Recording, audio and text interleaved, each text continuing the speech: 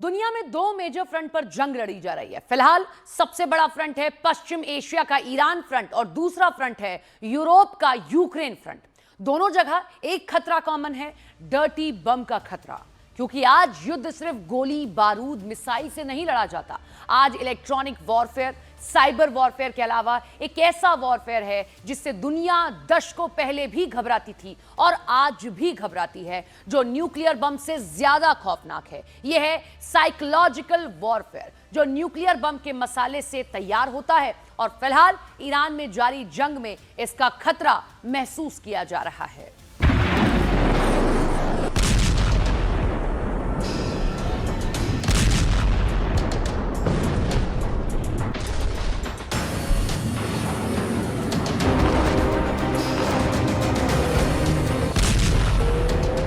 Interrupt this broadcast with breaking news. Authorities confirm a dirty bomb has been deployed.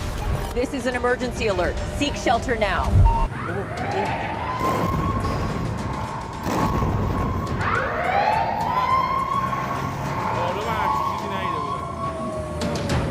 Iran धधक रहा है, आसमान से आग बरस रही है और जमीन पर सिर्फ तबाही का मंजर है। अमेरिका और इजराइल ईरान को पूरी तरह खाक कर देने पर आमादा हैं। पूरी लीडरशिप को खत्म कर दिया गया है। सभी सैन्य कमांडर मारे गए हैं। शिया मुस्लिम इसे अपने अस्तित्व पर खतरे के तौर पर देख रहे हैं।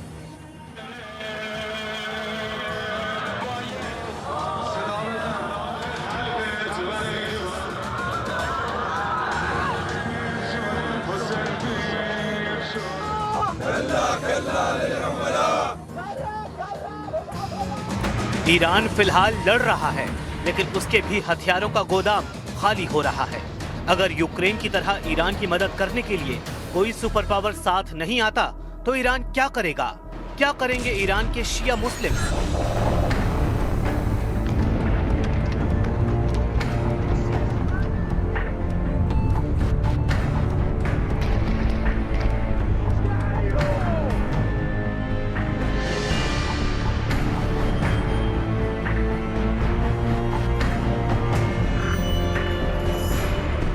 ये कहानी का अंत नहीं है, ये तो उस महाविनाश की शुरुआत है जिसका अंदाजा अमेरिका को भी है और जिसने ये जानते हुए रिस्क लिया है, और वो है डर्टी बम। पिछली बार जब 2025 में अमेरिका ने ईरान के न्यूक्लियर ठिकानों पर हमला किया था, तो एक गलती हो गई थी।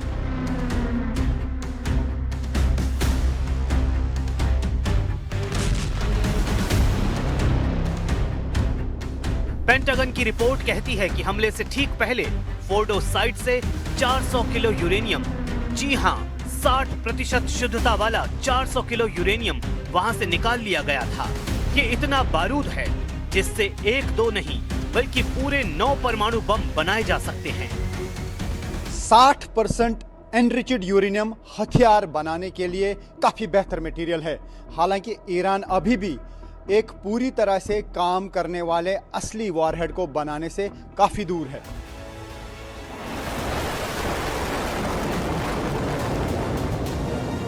ईरान को अभी इस मटेरियल को मेटल में बदलना होगा और इसे मिसाइल में फिट करने लायक डिलीवरी सिस्टम तैयार करना होगा, और फिलहाल ईरान उस हालत में नहीं है।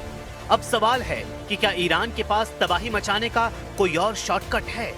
तो जवाब है हाँ, द डर्टी बम, ईरान का प्लान बी। एक ऐसा शॉर्टकट जो असली परमाणु बम से भी ज्यादा खौफनाक है।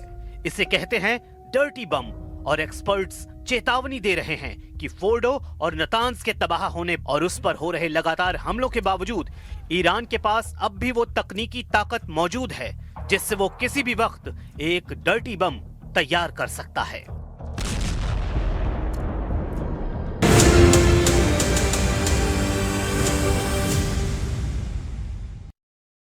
अब सवाल है कि आखिर ये डर्टी बम है क्या?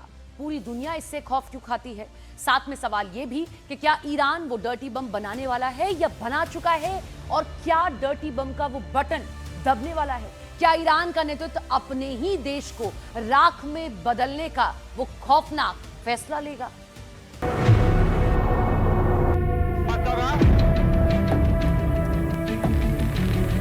چی لازم دارین؟ این چنده؟ بدوید کمک کنید. इसे कहते हैं डर्टी बम यानी रेडियोलॉजिकल डिस्पर्सल डिवाइस। ये हॉलीवुड की कोई फिल्म नहीं है, ये वो खौफनाक हकीकत है जो आज हमारे शहरों के दरवाजे पर खड़ी है। दशकों से हमें डराया गया कि कोई बड़ा न्यूक्लियर बम गिरेगा और शहर राख हो जाएंगे, लेकिन आज का दुश्मन बदल चुका है। आज का दुश्मन स्मार्ट है, उसे परमाणु बम बनाने की कोई जरूरत नहीं है। वो अस्पतालों और कारखानों के कचरे से डर्टी बम बना सकता है।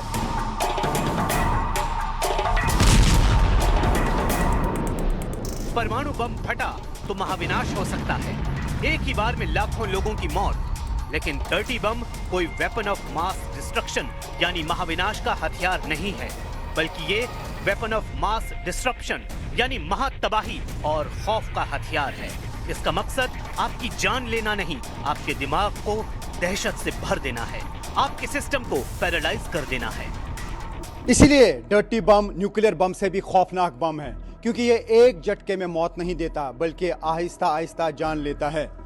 डर और दहशत दिलो दिमाग में चढ़ जाता है और फिर एक समाज अपने आप को ही मारने लगता है। इसीलिए इसे डर्टी बम कहते हैं।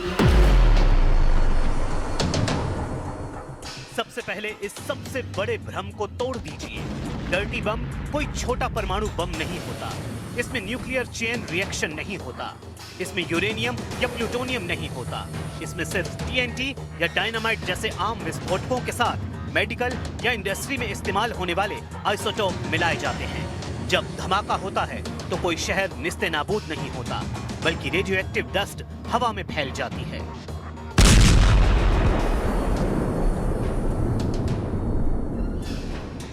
यानी ये एक बेहद साधारण लेकिन खौफनाक जुगाड़ है। ये वो जहर है जो दिखता नहीं लेकिन पीढ़ियों को तबाह कर देता है।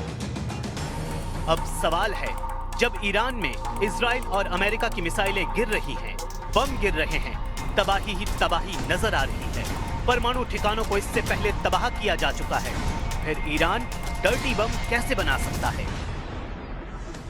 अमेरिका ने जब बंकर बस्टर बम से यूरेनियम एनरिचमेंट सेंटर्स को निशाना बनाया था, तब ईरान में पहले ऐसे दर्जनों अंडरग्राउंड लैब्स और खुफिया गोदाम सुरक्षित रह गए थे, जहां डर्टी बम बनाने का पूरा सामान सुरक्षित रखा गया था। ईरान को डर्टी बम बनाने के लिए किसी एडवांस न्यूक्लियर रिएक्टर की जरूरत नहीं है। वो अपने आम मेडिकल और इंडस्ट्रियल इंफ्रास्ट्रक्चर से कोबाल्ट 60 या सीजियम 137 जैसे आइसोटोप बना सकता है, और ये डर्टी बम बनाने के लिए काफी है।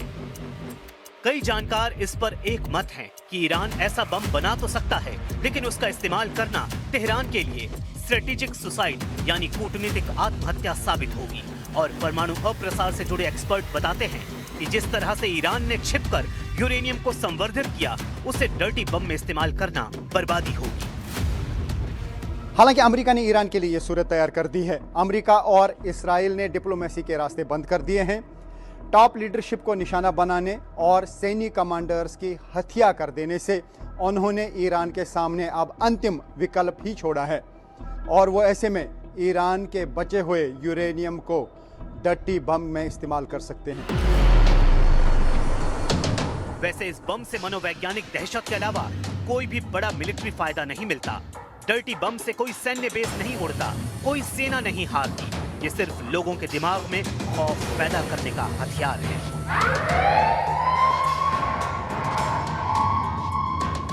हो सकता है कि ईरान ऐसा ना करे, लेकिन ईरान के साथ जुड़े दूसरे मिलिशिया ग्रुप जैसे हूती, हिजबुल्ला या दूसरे विद्रोही गुट किसी भी देश पर डर्टी बम का हमला करवा सकते हैं, और ऐसा करना सारे नियमों की रेड लाइन पार करना होगा।